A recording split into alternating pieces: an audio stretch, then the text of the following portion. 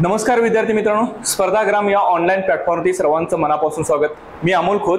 आपल्याला आजच्या लेक्चरमध्ये जी आपली 30 एप्रिल रोजी कंबाईनची पूर्व परीक्षा झाली होती, तर या कंबाईनच्या पूर्व परीक्षेमध्ये भूगोलाचे काही क्वेश्चन आले होते, तर या क्वेश्चनचा आपण संभाव्य आन्सर असतील हे या लेक्चरमध्ये आपल्याला डिस्कस करायचं आहे। त्याचबरोबर याच्यासोबत आपल्याला असणार त्याचं एक्सप्लेनेशन असेल, थोडक्यात आपल्याला काय करायचं आहे, नमूद करायचं आहे। चला तर मित्रांनो, मी तुमचा जास्त वेळ न घेता डायरेक्टली मेन पॉइंटवरती येतो।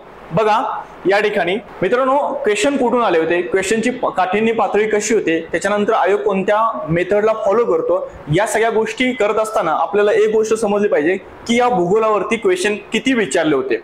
तर मित्रांनो, दर प्रत्येक परीक्षेला आपल्याला 15 क्वेश्चन ही भूगोलावरती बघायला मिळतात, पण यावेळी मात्र थोडंसं उलट झालेलं आपल्याला बघायला मिळतं। तर इथं 10 क्वेश्चन भूगोलावरती विचारलेले आहेत।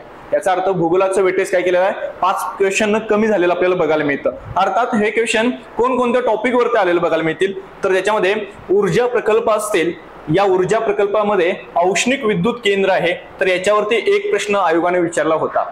त्यानंतर बघा प्राकृतिक रचना असेल, तर या प्राकृतिक रचनेमध्ये आपण पाहत असताना पठार आहे, ओके, हे पठार असेल, पठारावरती एक क्वेश्चन आहे, आणि त्याच्यानंतर शिखरे असतील, तर या शिखरांच्यावरती एक क्वेश्चन आपल्याला बघायला मिळतो। म्हणजे आता याचा अर्थ प्राकृतिक रचनेवरती 2 क्वेश्चन विचारलेले आहेत। तसंच हवामानाचं वर्गीकरण असेल, आणि या हवामानाच्या वर्गीकरणावरती आयोगाने एक प्रश्न विचारला होता। त्याचबरोबर पर्यटन टॉपिक असेल, तर या पर्यटनच्या रिलेटेड असणारे 2 प्रश्न आपल्याला या ठिकाणी पाहायला मिळतील। त्याच्यानंतर बघा कृषीच्या रिलेटेड मुद्दा असेल, तर कृषीच्या रिलेटेड एक क्वेश्चन आपल्याला पाहायला मिळतो या ठिकाणी। तसेच खडक प्रणाली असेल, तर या खडक प्रणालीवरती एक प्रश्न आहे, आणि त्याच्यानंतर लोकसंख्या असेल, तर लोकसंख्येवरती एक प्रश्न आपल्याला पाहायला मिळतो, आणि त्याचबरोबर दळणवळण टॉपिक आहे, या दळणवळणावरती एक प्रश्न। याचा अर्थ मित्रांनो, हे जे 10 क्वेश्चन आहेत, या 10 क्वेश्चन मधले तर जोड्या जुळवा याच्यावरती आयोगाने 4 प्रश्न विचारलेले आहेत, आणि त्याच्यानंतर सिंगल लाईन जर आपण पाहिलं तर 6 क्वेश्चन आपल्याला बघायला मिळतील। मग मित्रांनो, हे क्वेश्चन कोणते होते, त्याचे संभाव्य आन्सर काय असतील, ओके, या सगळ्या गोष्टी असतील आपल्याला डिस्कस करायच्या आहेत। आणि याच्यासोबतच आयोग क्वेश्चन पेपर डिझाईन करत असताना कोणते मुद्दे हायलाइट ऑलरेडी असतात, आणि त्याची ऑलरेडीच आपल्याला हिंट दिलेले असतात, पण आपल्याला ते अभ्यास करताना समजत नाही, आणि त्याच्यामुळे आपल्याला संभाव्य क्वेश्चन कसे येत असतील याचा आपल्याला अंदाज लावता येत नाही मित्रांनो। पण मी इथे तुम्हाला काही क्लुप्त्या सांगणार आहे, ज्याच्यावरून तुम्ही अंदाज लावू शकता। चला तर मित्रांनो, पहिला क्वेश्चन आपण डिस्कस करू। बघा या ठिकाणी मित्रांनो, प्रश्न कोणता आहे की महाराष्ट्राच्या दख्खन पठारावरती ग्रामीण भागामध्ये घर बांधणीसाठी या स्थानिक दगडाचा वापर केला जातो, असा प्रश्न तुम्हाला विचारलेला आहे की महाराष्ट्राच्या दख्खन पठारावरती। आता महाराष्ट्राचा दख्खन पठार अर्थात आपण जर प्राकृतिक रचनेनुसार विचार केला तर महाराष्ट्र 3 भागामध्ये डिवाइड झालेला आहे। त्याच्यामध्ये काय असणार आहे, कोकण भाग असेल, त्याच्यानंतर सह्याद्रीचा भाग असेल, त्याच्यानंतर महाराष्ट्र पठाराचा भाग असेल। महाराष्ट्र पठार अर्थात त्यालाच आपण दख्खनचं पठार असं कन्सिडर करतो। म्हणजे याचा अर्थ कोकण आणि सह्याद्रीने असेल महाराष्ट्राच्या भूमीचा जवळपास 14% भूभाग कॅप्चर केलेला आहे, आणि या महाराष्ट्र पठाराने महाराष्ट्र भूमीचा जवळपास 86% भूभाग कॅप्चर केलेला आपल्याला बघायला मिळतो। या महाराष्ट्र पठाराची निर्मिती ऑलरेडी आपण कशामुळे झाली म्हणून सांगितलं होतं, तर आपण लेक्चर मध्ये बघितलं होतं, भेगी उद्रेकामुळे या महाराष्ट्र पठाराची निर्मिती झाली असून या ठिकाणचा जो खडक महाराष्ट्र पठारातला बघायला मिळतो तो कुठला खडक असणार आहे, तर बेसाल्ट खडक बघायला मिळतो मित्रांनो। मग इथं ऑप्शन बघा, तर जांबा खडक आहे, त्याच्यानंतर संगमरवर दगड असेल, त्याच्यानंतर ग्रॅनाइट खडक आहे, आणि त्याच्यानंतर काय असणार आहे, बेसाल्ट खडक असेल। आता या ठिकाणी ऑप्शन चूज करत असताना काही मुलांनी बेसिकली काय केलेलं बघा, जांबा खडकाला काय केलेलं आहे, चूज केलेलं आपल्याला बघायला मिळेल, कारण आपण घर बांधणीसाठी चिऱ्याचा वापर करतो। याचा अर्थ काही ठिकाणी जांबा खडक आहे, आणि काही विद्यार्थ्यांनी काय केलंय, बेसाल्ट खडक। तर मित्रांनो, याचं उत्तर असणार आहे बेसाल्ट खडक। आता याच्यामध्ये तुम्ही ऑब्विसली म्हणू शकता की जांबा खडक पण आम्ही यूज करू शकतो, पण याची सच्छिद्रता जास्त असल्यामुळे पाणी इथं काय केलं, शोषून झालं जातं, आणि विशेषतः या जांभ्या खडकाचं आपण वैशिष्ट्य पाहत असताना इथं जर जास्त ओलावा असेल तर हा खडक काय असणार आहे, कमकुवत झालेला आपल्याला बघायला मिळतो। मात्र आपल्याला या खडकाचा वापर असेल हा वरच्या बांधकामासाठी चालू शकतो, पण खालच्या पायाभरणीसाठी असेल ग्रामीण भागामध्ये आपल्याला या खडक चालू शकणार नाहीये। दुसरी गोष्ट इथे जर बघितलं तर संगमरवर असेल, हे संगमरवर आपल्याला महाराष्ट्रामध्ये बघायला मिळतच नाही, हे राजस्थानमध्ये आपल्याला बघायला मिळतं विशेषतः। त्याच्यानंतर इथं ग्रॅनाइट जर बघितला तर ग्रॅनाइट हा आपल्याला थोडासा कॉस्टली पडू शकतो, पण सगळ्यात जास्त आपल्याला सुलभ आणि लवकरात लवकर हवामानामध्ये उपलब्ध होणारा आपला जो खडक असेल तो कुठला खडक असणार मित्रांनो? बेसाल्ट खडक असणार. या दगडाची बघा कॉम्प्रेशनची ताकद जर बघितली तर 200 MPa ते 350 पर्यंत आपल्याला बघायला मिळते. दुसरी गोष्ट याचं वजन 18 ते 29 च्या आसपास आपल्याला बघायला मिळतं आणि त्याचबरोबर हवामानास चांगले प्रतिरोधक आहे. त्याचबरोबर ओलावा अभेद्य आहे आणि अतिशय कठीण आणि आकारही म्हणजे याच खडकाला आपल्याला कोणताही आकार देता येऊ शकतो. दुसरी गोष्ट निसर्गामध्ये सगळ्यात जास्त आपल्याला लवकरात लवकर आणि विदाउट पेमेंट आपल्याला उपलब्ध होणारा जो खडक कुठला असेल तर बेसाल्ट. मित्रांनो बाकीच्या खडकांसाठी बघा इथं प्रश्नामध्येच काय विचारले ग्रामीण भागात, तर ग्रामीण भागामध्ये पैशाचा सोर्स ऑलरेडी कमी असतो. मग तर जांभ्या खडकासाठी पण आपल्याला पैसे द्यावे लागतात, चिरा विकत घ्यावा लागतो. संगमरवरसाठी पण आपल्याला पैसे द्यावेच लागणार आहेत. त्याच्यानंतर ग्रॅनाइटसाठी पण आपल्याला पैसे द्यावे लागणार. पण आपल्याला विदाउट पैशाचा आणि लवकरात लवकर उपलब्ध होणारा निसर्गात अवेलेबल असणारा जो खडक कोणता असेल मित्रांनो तर बेसाल्ट खडक. म्हणून या प्रश्नाचा आन्सर डेफिनेटली तुमचं काय असलं पाहिजे? बेसाल्ट. समजतं मित्रांनो? तर ही आपण संभाव्य क्वेश्चन पेपरची आन्सर की आहे ही डिस्कस करत आहे मित्रांनो. नेक्स्ट प्रश्न बघा. आता या ठिकाणी शिखरांच्या वरती प्रश्न तुम्हाला विचारलेला आहे मित्रांनो. ऑलरेडी मी तुम्हाला शिकवत असताना एक गोष्ट डिस्कस केलेली आहे बघा की पहिले 5 असतील आणि शेवटचे 5 असतील हे तुम्हाला शिखर असतील, क्रम असेल, क्षेत्रफळ असेल, त्याच्यानंतर साक्षरता असेल, घनता असेल, हे पहिले 5 आणि शेवटचे 5 हे तुम्हाला माहीतच असणं गरजेचं आहे. कारण त्याच्यावरती काही 2 तरी क्ल्यू आपल्याला मिळू शकतात आणि याच्यावरनं कुठलाही प्रश्न असेल आपल्याला सुटू शकतो. बघा इथं काय विचारलेलं आहे? योग्य जोड्या जुळवा हा प्रश्न विचारलेला आहे. मग याच्यामध्ये शिखर त्याचं ठिकाण असणार आहे. ओके. आणि दुसरी गोष्ट इथे काय विचारलेलं उंची, याचा अर्थ उंची किती मीटर मध्ये आपल्याला बघायला मिळतं. मित्रांनो बघा शिखरांची नावं दिलेली आहेत त्या ठिकाणी मांगीतुंगी, त्र्यंबकेश्वर, सप्तशृंगी, साल्लेर अशी शिखरांची नावं तुम्हाला इथं बघायला मिळतील आणि त्याच्यापुढे त्यांची काय असणार आहे आपल्याला चुकीच्या उंच्या दिलेल्या आहेत आणि ही योग्य जोडी आपल्याला काय करायचं आहे जुळवायची. याच्यामध्ये बघा इथं आपण जर बघितलं तर एक ट्रिक्स मी तुम्हाला शिकवत असताना सांगितली होती. ती ट्रिक्स अशी होती कसा मी हसू, क सा मी हसू. क वर्ण काय सांगितलं होतं मी कळसुबाई, सा वर्ण साल्लेर, मी वर्ण महाबळेश्वर, ह वर्ण हरिश्चंद्र आणि सुवर्ण सप्तशृंगी. याचा अर्थ पहिले 5 आहेत. या पहिल्या 5 मध्ये सापडतं का बघा? जसं की मी तुम्हाला ट्रिक्स मध्ये पण सांगितलं होतं एक 16चा आहे, एक 15चा आहे, त्याच्यानंतर ही बाकीची असणार आहे. हे कशी आपल्याला बघायला मिळतील? 14ची बघायला मिळतील. बरोबर ना? चला मित्रांनो बघा याच्यामध्ये साल्लेर असेल. या साल्लेरची उंची आपल्याला माहिती आहे ऑलरेडी कारण पहिल्या 5 मध्ये 1567 उंची आपल्याला बघायला मिळते. याचा अर्थ डी या ऑप्शनला काय असणार आहे? 1 बघायला मिळतं. तर हमखास इथं डी मध्ये एकच आपल्याला ऑप्शन असा मिळतो, बाकी ठिकाणी डी ला 4 4 4 बघायला मिळतं. मात्र हा आपल्याला ऑप्शन बाकी बघायची पण गरज नाही मित्रांनो. तर आन्सर काय असणार आहे याचं? 1 नंबरचं म्हणजे शिखरांचं जे आन्सर दिलेलं आहे तो पर्याय क्रमांक काय असणार मित्रांनो? 1 आपल्याला बघायला मिळतो. समजलं मित्रांनो? त्याच्यामुळे अभ्यास करत असताना पहिले 5 आणि शेवटचे 5 एवढी तरी आकडेवारी आपल्याला कमीत कमी माहिती असणं गरजेचं आहे. बाकी जरी जास्त नसली तर आपण काय करू शकतो तिथं तर्क अनुमान काढून 1 किंवा 2 क्ल्यू नुसार त्या प्रश्नाच्या उत्तरापर्यंत आपण जाऊ शकतो. नेक्स्ट बघा. नेक्स्ट प्रश्न मित्रांनो बघा इथं आपल्याला भारतात धवल क्रांतीला सुरुवात सालापासून करण्यात आली म्हणजे कोणत्या सालापासून करण्यात आलेलं आपल्याला बघायला मिळतं. मग इथं ऑप्शन बघायला मिळतील 1971, 1972, 1973 आणि 1974. मित्रांनो इथं थोडंसं आपल्याला जरा पॉज घ्यावा लागणार आहे कारण ही जी तारीख आहे ही तारीख आपल्याला जी तारीख मेन तारीख आहे त्या ऑप्शन मध्ये आपल्याला बघायला मिळत नाहीये. मग मित्रांनो आपल्याला बघा धवल क्रांती अर्थात आपण त्याला श्वेत क्रांती असं म्हणतो. मग आपण जर विचार केला या धवल क्रांतीचा मुख्य उद्देश काय होता तर याच्यामध्ये भारतामध्ये दुधाचं उत्पादन मोठ्या प्रमाणात वाढवणे हे त्याचं मुख्य उद्दिष्ट होतं मित्रांनो. दुसरी गोष्ट स्वातंत्र्यानंतर 2 क्रांती झाल्या. एक म्हणजे हरित क्रांती आणि दुसरी म्हणजे काय असणार आहे ही श्वेत क्रांती अर्थात त्याला आपण धवल क्रांती कन्सिडर करतो. जी हरित क्रांती झाली ती अन्नधान्य उत्पादनामध्ये दुपटीनं वाढ ओके याच्यासाठी करण्यात आले होते आणि याचा मात्र पर्टिक्युलर फायदा झाला मित्रांनो ज्यांच्याकडे जमिनी जास्त आहेत, ज्यांच्याकडे सोर्सेस जास्त आहेत, जे मोठे शेतकरी आहेत ओके अशा शेतकऱ्यांना त्याचा फायदा झाला. पण त्याच्यातून एक गोष्ट मित्रांनो अशी समजली जी छोटे शेतकरी आहेत ज्यांच्याकडे जमिनी कमी आहेत अशा शेतकऱ्यांसाठी आपल्याला काहीतरी करणं गरजेचं आहे, त्यांचा विकास करणं गरजेचं आहे आणि याच उद्दिष्टाचं हेच उद्दिष्ट डोळ्यासमोर ठेवून धवल क्रांतीची सुरुवात झालेली आपल्याला बघायला मिळते मित्रांनो. आणि ही जी धवल क्रांतीची सुरुवात झाली याचे जे भारतातील जनक आहेत हे जनक कोण असतील मित्रांनो डॉक्टर वर्गीस कुरियन यांना मानलं जातं. दुसरी गोष्ट मित्रांनो इथे लक्षात ठेवायचं, महाराष्ट्रातील धवल क्रांतीचे जनक कोणाला मानलं जातं तर वसंतराव नाईक यांना मानलं जातं. त्यानंतर मित्रांनो बघा, स्वातंत्र्यानंतर देशाच्या पंतप्रधान इंदिरा गांधी यांनी काय केलं बघा, की यांनी श्वेत क्रांतीचं पर्टिक्युलर निरीक्षण केलं आणि त्याच्यानुसार दुसरी गोष्ट म्हणजे लोकांचं जीवनमान वाढावे आणि त्याचबरोबर काय असणार आहे की भारताला दूध उत्पादनामध्ये म्हणजे दूध उत्पादनात स्वयंपूर्ण व्हावे या उद्दिष्टाने त्यांनी काय केलं बघा, बिहार मधील मोतीहारी इथं 2 ऑक्टोबर 1970 रोजी काय केलं, श्रीमती गांधींनी श्वेत क्रांतीची सुरुवात केलेली आपल्याला बघायला मिळते. म्हणून मित्रांनो ही जी तारीख आहे 1970 ची तारीख आपल्याला पर्टिक्युलर या प्रश्नामध्ये कुठेही बघायला मिळत नाहीये. म्हणून किंबहुना हा प्रश्न तुमचा काय होऊ शकतो म्हणजे कॅन्सल पण होऊ शकतो.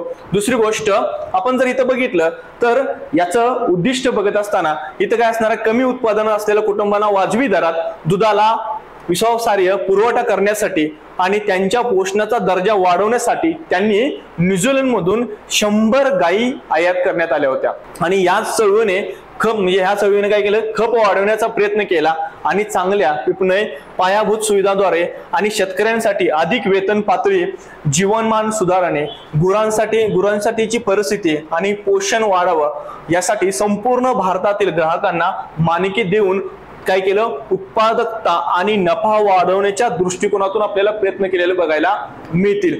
म्हणून मित्रांनो या प्रश्नाचा आन्सर पाहत असतानाच बघा, आपण ऑलरेडी 2 क्रांती तुम्हाला सांगितल्या आहेत, एक हरित क्रांती सांगितली आणि दुसरी काय सांगितली, धवल क्रांती सांगितली असताना याच्यामध्ये जी धवल क्रांतीची सुरुवात झाली होती ते 1970 ला झाली होती आणि हा ऑप्शन इथं आपल्याला बघायला मिळत नाहीये. त्याच्यामुळे या प्रश्नाचं जे आन्सर असेल हे आन्सर आपल्याला बघत असताना हा प्रश्नच काही वेळेला स्किप होऊ शकतो. ओके, चला मित्रांनो नेक्स्ट प्रश्न आपण बघू. आता बघा त्याच्यानंतरचा जोड्या जुळवा प्रश्न आपल्याला बघायला मिळतो. इथं राज्य आणि त्याच्यानंतर पर्यटन स्थळ दिलेलं आहे. मग मित्रांनो मी तुम्हाला ऑलरेडी सांगितलेलं आहे, काही आपल्याला टोटली 10 प्रश्नांमधले किती प्रश्न आलेले आहेत, 4 प्रश्न जोड्या जुळवा विचारलेले आहेत आणि 6 प्रश्न तुम्हाला 1 लाईनर आपल्याला बघायला मिळतील पर्टिक्युलर. मग इथं बघू शकताय जम्मू काश्मीर, तर जम्मू काश्मीर आपल्याला इथं एक लॉजिकली आपण बघू शकताय, मला हिमाचल प्रदेश माहित आहे. हिमाचल प्रदेश म्हणजे काय असणार आहे, तिथे देवींचा प्रदेश वगैरे आपल्याला हे बघायला मिळतं म्हणजे देवांचा प्रदेश असेल. आता हिमाचल प्रदेश याचा अर्थ काय असणार आहे बघा, इथं 4 जुडी इथं पर्टिक्युलर मी लावू शकतो. मग त्रिलोकनाथ आहेत आणि नैना देवी आपल्याला बघायला मिळतं पर्टिक्युलर. त्याच्यानंतर बघा आपण इथं हरियाणाचा असेल, हरियाणाचा भाग कोणता असेल तर अंबाला पर्टिक्युलर आपण धरू शकतो. याचा अर्थ डी ला काय पाहिजे, 2 पाहिजे. म्हणजे याचा अर्थ मित्रांनो मला फक्त 2च माहित होती, बाकी काही माहित नव्हतं. मग मी इथं पर्यावरून जे पर्याय निर्माण केले आहेत त्याच्यावरून आन्सर पर्यंत जवळ जाण्याचा प्रयत्न करतो. याचा अर्थ बी ला काय पाहिजे होतं मित्रांनो, 4 आहे. इथं बी ला 4 आहे. सी ला पण इथं 3 नंबरच्या पर्यायामध्ये पण बी ला 4 होतं. पण मी दुसरी रिस्क काय घेतली बघा, मला हरियाणाच ऑलरेडी माहित होतं अंबाला असेल. मग अंबालावरनं मी काय केलं डायरेक्टली की इथं डी ला 2 पाहिजे. मग डी ला 2 असणारा पर्याय इथं एकच आपल्याला बघायला मिळतो. याचा अर्थ या प्रश्नाचा आन्सर मित्रांनो तुमचं 2 असणं गरजेचंच आहे. समजतं. भारतातील ही पर्यटन स्थळ आहेत. आपल्याला काही फेमस पर्यटन जरी स्थळी माहित असतील त्याच्यावरून आपण उत्तरापर्यंत जाऊ शकतो मित्रांनो. ओके, नेक्स्ट प्रश्न बघा. इथे बघा मित्रांनो आता नेक्स्ट प्रश्न आहे जोड्या जुळवा. आणि जोड्या जुळवाचा प्रश्न जो विचारलेला आहे तो कशावरती विचारलेला आहे, औष्णिक विद्युत केंद्रावरती विचारलेला आहे आणि त्याचा जिल्हा पर्टिक्युलर आपल्याला बघायला मिळतो. मग इथं कोळशाचं ज्वलन करून त्याच्यामध्ये निर्माण झालेली जी उष्णता आहे त्या उष्णतेवरती पर्टिक्युलर बघितलं तर आपण औष्णिक विद्युत निर्मिती केंद्र जे चालू जातात मग त्याच्याद्वारे आपण जर बघितले तर पर्टिक्युलर महाराष्ट्रामध्ये औष्णिक विद्युत केंद्र टोटली किती बघायला मिळतील तर मित्रांनो 12 आहे. आणि या 12 मधले आपल्याला 4 विचारलेले आहेत. मग इथं बघा उष्णता निर्मितीसाठी प्रामुख्याने कशाचा यूज केला जातो तर कोळशाचा यूज केला जातो. आणि या कोळशाचं ज्वलन करून ते बॉयलर मध्ये केलेलं जातं आपल्याला बघायला मिळतं. आणि पर्टिक्युलर ज्वलनाच्या उष्णतेतून निर्माण होणाऱ्या पाण्याच्या बाष्पामुळे इथं आपण टर्बाईन फिरवले जातात आणि त्याच्यानुसारच हे औष्णिक विद्युत केंद्र आपल्याला चालवलेलं बघायला मिळतं. आता याच्यामध्ये बघा की आपल्या महाराष्ट्रामध्ये बघितलं महाराष्ट्र राज्यामध्ये सर्वाधिक वापर हा औष्णिक विद्युत ऊर्जेचा केला जातो आणि हा पर्टिक्युलर जर तुम्हाला माहित असणं गरजेचं आहे मित्रांनो, एकूण ऊर्जेपैकी औष्णिक विद्युत केंद्रामधून आपल्याला पर्टिक्युलर किती वापर केला जातो, तर या विजेपैकी बघा 83.76% वीज औष्णिक विद्युत प्रकल्पात तयार होत असते आपल्याला बघायला मिळतं. दुसरी गोष्ट इथं बघा, विंध्याचल औष्णिक विद्युत प्रकल्प हा मध्य प्रदेश राज्यामधील भारतातील सर्वात मोठा विद्युत प्रकल्प आपल्याला बघायला मिळतो. तर मित्रांनो बघा, इथं कोराडी हा जो प्रकल्प आहे, हा कोराडी प्रकल्प आपल्याला कुठे बघायला मिळतो, तर नागपूरमध्ये बघायला मिळतो. त्याच्यानंतर पारस हा जो प्रकल्प आहे हा कुठे बघायला मिळणार आपल्याला, अकोलामध्ये मित्रांनो बघायला मिळतो. त्याच्यानंतर बघा, इथं उरण जो प्रकल्प आहे हा ठाणेमध्ये बघायला मिळतो आणि त्याच्यानंतर फेकरी जो प्रकल्प आहे हा जळगावमध्ये बघायला मिळतो. याचा अर्थ मित्रांनो या प्रश्नाचा आन्सर आहे तुमचं पर्याय क्रमांक 4 आपल्याला बघायला मिळतं. मग या प्रकल्पाच्या रिलेटेड औष्णिक विद्युत प्रकल्पाचे आपण जर बघितलं काही मुद्दे असतील, जसं मी तुम्हाला सांगितलं विंध्याचल औष्णिक विद्युत प्रकल्प आहे हा मध्य प्रदेशमधील भारतातील सर्वात मोठा आहे. पण इथं हुसेन सागर औष्णिक विद्युत प्रकल्प आहे हा हैदराबाद येथील आपल्याला बघायला मिळतो आणि हा जो प्रकल्प आहे हा भारतातला पहिला औष्णिक विद्युत प्रकल्प असून याची स्थापना 1920 साली झालेला आपल्याला बघायला मिळते. त्याचबरोबर मित्रांनो बघा, गोंदिया जिल्ह्यातील तुरोडा औष्णिक विद्युत प्रकल्प हा महाराष्ट्रातील सर्वात मोठा विद्युत प्रकल्प म्हणून काय केलेला आहे, नमूद केलेला आपल्याला बघायला मिळतो. तर आपण नेक्स्ट प्रश्न डिस्कस करू तुमचा. बघा नेक्स्ट प्रश्न मित्रांनो, इथं योग्य जोड्या जुळवा हा प्रश्न आपल्याला बघायला मिळतो. मग याच्यामध्ये पर्टिक्युलर राज्य आणि लोकसंख्येची घनता आपल्याला बघायला मिळते. मित्रांनो आता लोकसंख्येचा विषय आपण जर बघितला तर भारत हा लोकसंख्येनुसार आता पहिल्या स्थानावरती गेलेला आपल्याला बघायला मिळतो. लोकसंख्येचा आता मुद्दा नेहमी वारंवार चर्चेत असलेला पण आपल्याला बघायला मिळतो. या अनुषंगाने लोकांची दाटी वाढतच आहे, म्हणून आपण नेहमी अभ्यास करत असताना करंटचे रिलेटेड जे काही मुद्दे असतील त्या मुद्द्यातून ऑलरेडी आपल्याला क्ल्यू मिळत जातो की बाबा कोणत्या टॉपिकला अटॅच होणारे घटक असतील आणि त्याच्यावरती पर्टिक्युलर प्रश्न येऊ शकतो. तर इथं काय विचारलंय, पर्टिक्युलर घनता विचारलेला आहे. मग राज्य आणि त्या राज्याची घनता, म्हणून मित्रांनो मी तुम्हाला सांगितलं होतं की पहिले 5 आणि शेवटची जरी 5 केलं तरी पण काही प्रश्नांची तुम्हाला उत्तर मिळतात आणि तो प्रश्न आपल्याला स्किप करावा लागणार नाही. इथं पण आपण बघू शकताय, इथं जसं मी रिव्हिजनच्या बॅचच्या लेक्चरमध्ये पण तुम्हाला सांगितलं होतं, इथं दिल्ली, चंदीगड, पुदुचेरी, दमण-दीव आणि लक्षद्वीप ही जर बघितली तर ही केंद्रशासित प्रदेश आहेत. पण पर्टिक्युलर जर तुम्ही बघितलं तर या राज्यामध्ये बिहार येतं आणि बिहार राज्याची सगळ्यात जास्त घनता आपल्याला बघायला मिळते. ती किती असणार आहे, 1106. याचा अर्थ डी या पर्यायासाठी आपण काय असणार आहे, आपलं उत्तर असणार आहे तर इथं 4 असणार आहे, इथं पण 4 आहे. याचा अर्थ पर्याय क्रमांक 1 मध्ये पण आपल्याला 4 बघायला मिळतं आणि पर्याय क्रमांक 2 मध्ये पण आपल्याला 4 बघायला मिळतं आणि त्याच्यानंतर पर्याय क्रमांक 4 मध्ये पण आपल्याला 4 बघायला मिळतं.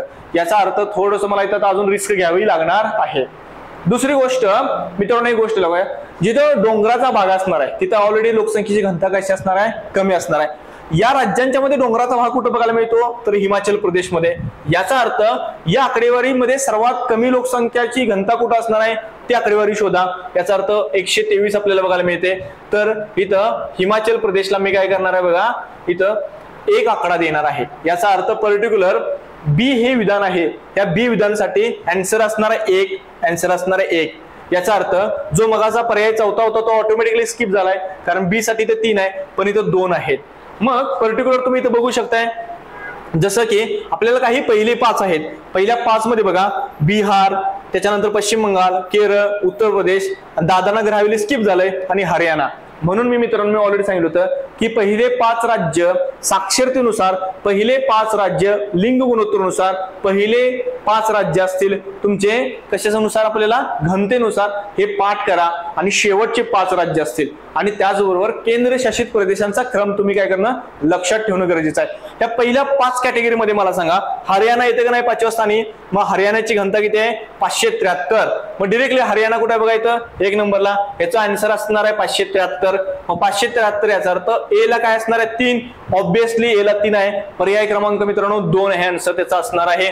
बाकीचं मला बघायची काही गरज पण नाहीये कारण ऑटोमॅटिकली तुमचा आन्सर आलेला आहे. म्हणून अभ्यास करत असताना खूप अभ्यास सोपा असतो, आपण खूप सारा अवघड करून ठेवलेलं असतं. कुठलंही आदलं मधलं विचारलं जातं, कसं लक्ष ठेवायचं या गोष्टीकडे मित्रांनो जास्त न लक्ष देता आपण पहिले 5 शेवटचे 5 अशानुसार जर अभ्यास करत असला, मधले विचारलं ना तर ते 2 मध्ये कुठेतरी बसतं ना आणि जे आपल्याला माहित आहे त्याच्यानुसार आपण आन्सर पर्यंत तर जाऊ शकतो. समजते मित्रांनो, त्याच्यामुळे तुमच्या अभ्यासाची मेथड बदलणं गरजेचं आहे आणि एक्झामला जसा अपेक्षित असणं अभ्यास तसा करणं गरजेचं आहे. चला नेक्स्ट बघू आपण. बघा मित्रांनो, एक प्रश्न आपल्याला बघायला मिळतो, रोरो वाहतुकीस सुरुवात भारतात सर्वप्रथम कोणत्या रेल्वे मार्गावरती झाली होती? आता इथं मी चित्र दाखवलेलं आहे बघा, रोरोचे असेल, मग इथं पर्याय उत्तर पूर्व सीमांत रेल्वे असेल, दक्षिण रेल्वे मार्ग असेल, कोकण रेल्वे मार्ग आहेत आणि पूर्व रेल्वे मार्ग आपल्याला बघायला मिळतं. तर मित्रांनो याचा आन्सर आहे कोकण रेल्वे मार्ग आपल्याला बघायला मिळतं. तर ह्याचं एक वैशिष्ट्य आहे, एकाच ट्रॅकवरती, ओके काय म्हणलं मी, एकाच ट्रॅकवरती एकाच रेल्वेमध्ये इथं काय असणार आहे, माल वाहतुकीचे जे ट्रक आहेत ते ट्रक काय केले जाते, ह्याच्यावरती लादले जातात आणि याच्यावरनं काय केलं जातं, त्यांचं दळणवळण केलं जातं. म्हणजेच याचाच अर्थ, याचा फायदा काय होतो, एकाच वेळेला हे सगळं माल वाहतूक जी होत असते या माल वाहतुकीमुळे पेट्रोलची बचत होते. आणि दुसरी गोष्ट इथं आपल्याला जर बघितलं तर प्रदूषण काय असणार आहे, फार कमी प्रमाणात, म्हणजे प्रदूषण होतच नाहीये. तर याची जी सुरुवात झाली होती ती कोणत्या मार्गावरती झाली, तर कोकण रेल्वे मार्गावरती आपल्याला पाहायला मिळते. समजलं मित्रांनो या प्रश्नाचा आन्सर. नेक्स्ट बघा, आता आपल्याला बघायचं आहे, चला मित्रांनो नेक्स्ट प्रश्न बघा, रायलसीमा या पठाराचे स्थान डॅश डॅश या ठिकाणी आहे. तर हा जो प्रश्न आहे, हा प्रश्न विचारण्याचं रिझन काय मित्रांनो, तर हा मुद्दा आता करंटच्या दृष्टिकोनातून चर्चेत आहे. कारण या ठिकाणी आंध्र प्रदेश आणि तेलंगणाच्या वादाच्या मुद्द्याच्या रिलेटेड इथं आता आंदोलन चालू होते आणि आंदोलनाच्या अनुषंगाने हे पठार चर्चेत आलेलं आपल्याला बघायला मिळतं, म्हणून हा प्रश्न विचारलेला आहे. म्हणूनच मित्रांनो सांगत असतो की अभ्यास करत असताना करंटचे मुद्दे त्या विषयाच्या टॉपिकला, म्हणजे जसं जॉग्राफीचे काय मुद्दे असतील, इतिहासचे काय मुद्दे असतील, पॉलिटीचे मुद्दे असतील, हे आपल्याला कनेक्ट करता आले पाहिजे आणि कोणत्या धर्तीवरती प्रश्न आयोग विचारू शकतो याचा आपल्याला तर्क वानमान लावता आलं पाहिजे. बघा मित्रांनो या पठाराच्या, तर कर्नाटक पठाराच्या उत्तरेला, कर्नाटक पठाराच्या पश्चिमेला, कर्नाटक पठाराच्या दक्षिणेला आणि या प्रश्नाचा आन्सर आहे मित्रांनो कर्नाटक पठाराच्या पूर्वेला आपल्याला बघायला मिळतं. मग या बघा याचं बघा, हा भारताच्या आंध्र प्रदेश राज्यामधील एक भौगोलिक व सांस्कृतिक प्रदेश आहे आणि आंध्र प्रदेशचे बघा अनंतपूर असेल, चित्तूर असेल, कुर्नूल असेल आणि कडाप्पा असेल, हे 4 जिल्हे आणि या 4 जिल्ह्यामध्ये हे रायलसीमा प्रदेश मोडतात. दुसरी गोष्ट, रायलसीमाच्या दक्षिणेस तामिळनाडू, पश्चिमेस कर्नाटक आहे, उत्तरेस तेलंगणा अशी राज्य, तर पूर्वेस आंध्र प्रदेशची किनारपट्टीचा भाग आहे. आणि एकूणच याचं क्षेत्रफळ बघितलं तर 67,526 चौरस किमी इतकं क्षेत्रफळ असलेलं रायलसीमा आपल्याला बघायला मिळतं. आणि याच्यामध्ये बघू शकताय, इथं मी मॅप मध्ये तुम्हाला दाखवलेलं आहे पर्टिक्युलर, ओके. तर हे झालं रायलसीमाचं. तर या प्रश्नाचा आन्सर काय असणार मित्रांनो, आपल्याला पर्याय क्रमांक 4 आपल्याला पाहायला मिळतं. समजलं मित्रांनो. चला आपण नेक्स्ट प्रश्न बघा मित्रांनो, चॅम्पियन आणि सेट यांच्या वर्गीकरणानुसार महाराष्ट्र राज्यात जंगलांचे प्रमुख किती प्रकार आहेत? इथं काय विचारलंय, चॅम्पियन आणि सेट, आपल्याला हे माहित असणं गरजेचं आहे. आता या प्रश्नाचा आन्सर लिहित असताना काही मुलांनी मित्रांनो काय केलं बघा, 6 आन्सरला गोल केलेला, म्हणजे याचा अर्थ पर्याय क्रमांक 1 आणि 5 जे आहे पर्याय क्रमांक 2 याला गोल केलेला आहे. पण मित्रांनो पर्टिक्युलर याचा संदर्भ आपल्याला खूप कमी बुक मध्ये बघायला मिळतो, अर्थात कुठं बघायलाच मिळत नाही. पण मित्रांनो एक गोष्ट तुम्हाला मी आवर्जून सांगेन, स्टेट इंडिया ऑफ फॉरेस्ट यांचा रिपोर्ट आहे 2019चा, तर त्याच्यामध्ये आपल्याला पर्टिक्युलर याचा आन्सर मिळेल. तर याच्यामध्ये ज्याचं क्लासिफिकेशन असेल, तर कोण म्हटलं मी, चॅम्पियन आणि सेट असेल, यांनी त्याचं क्लासिफिकेशन 1968 मध्ये ऑलरेडी केलेलं आपल्याला बघायला मिळतं पर्टिक्युलर. काय म्हटलं मी, 1968 मध्ये याचं काय केलेलं आहे, क्लासिफिकेशन केलेलं बघायला मिळतं. आणि या क्लासिफिकेशन नुसार महाराष्ट्राचे 6 विभागामध्ये काय केलेलं आहे, त्यांनी डिस्ट्रीब्यूट केलेलं आपल्याला बघायला मिळतं, ज्याच्यामध्ये उष्णकटिबंधीय आर्द्र सदाहरित जंगल असतील, उष्णकटिबंधीय आर्द्र पर्णपाती जंगलं असतील, त्याच्यानंतर किनारे आणि दलदलीची जंगलं असतील, त्याच्यानंतर चौथा प्रकार आहे उष्णकटिबंधीय कोरड्या पानझडीची जंगलं असतील, त्याच्यानंतर उष्णकटिबंधीय काटेरी जंगलं बघायला मिळतील, त्याच्यानंतर उपोष्णकटिबंधीय बॉर्डर लिव्ह फॉरेस्ट बघायला मिळतील, जिथं हिल फॉरेस्ट विशेष आपल्याला बघायला मिळतील. म्हणून मित्रांनो या प्रश्नाचा आन्सर आहे पर्याय क्रमांक 1. महाराष्ट्रामध्ये किती वर्गीकरण केलेलं आहे, तर महाराष्ट्रामध्ये आपल्याला 6 बघायला मिळतील आणि भारतामध्ये 5 बघायला मिळतील मित्रांनो. आणि हा जो ऑथेंटिक डाटा आहे, हा ऑथेंटिक डाटा या प्रश्नाच्या आन्सरच्या अनुषंगाने आपण घेतलेला ऑथेंटिक डाटा कुठला आहे मित्रांनो, इंडिया स्टेट फॉरेस्ट रिपोर्ट असणारा 2019 असेल, इथून हा डाटा आपण कलेक्ट केलेला आहे. त्याच्यामुळे मित्रांनो या प्रश्नाचा आन्सर काही जण म्हणत आहेत 5 आहे, काही जण म्हणत आहेत 6, पण मी तुम्हाला सांगू शकतो इथं, तर याचा आन्सर काय असणार आहे, 6 पर्टिक्युलर आपल्याला बघायला मिळतं. आणि त्याच्यानंतरचा आपला जो लास्ट प्रश्न आहे, तो लास्ट प्रश्न आपल्याला बघायचा आहे, तो म्हणजे काय असणार आहे, भारतामध्ये, तो बघा हा लास्ट प्रश्न आपल्याला बघायचा आहे, भारतातील कोणते शहर भारतीय शासनाच्या स्वच्छ क्रमवारीत सलग 3 वेळा 2019 ते 2021 स्वच्छ शहर म्हणून घोषित करण्यात आलेलं आहे।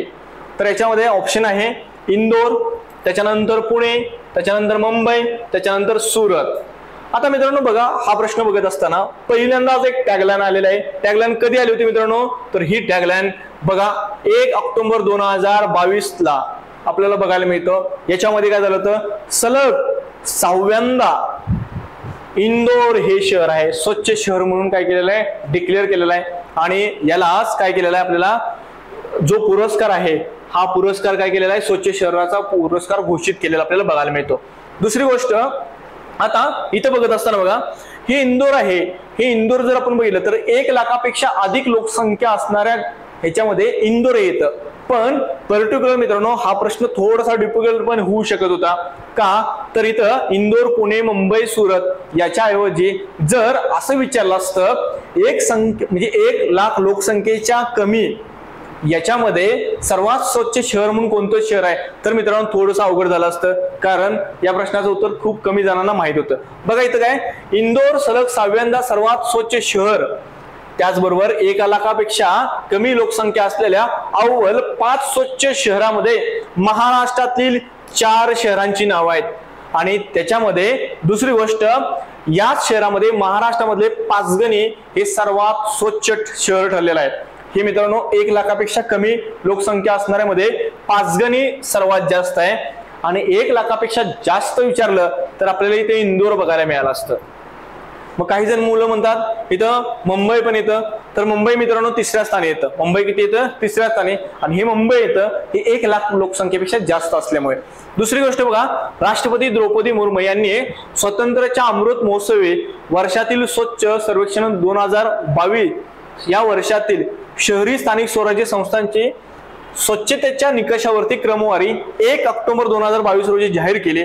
आणि त्याच्यामध्ये जर आपण पर्टिक्युलर बघितलं, सर्वात स्वच्छ शहर म्हणजे इथं इंदोर आहे, त्याच्यानंतर सुरत 3 वेळा बघायला मिळतं, नवी मुंबई, विशाखापट्टणम आंध्र प्रदेश मधलं, आणि विजयवाडा आंध्र प्रदेश मधलं आपल्याला पर्टिक्युलर बघायला मिळतं।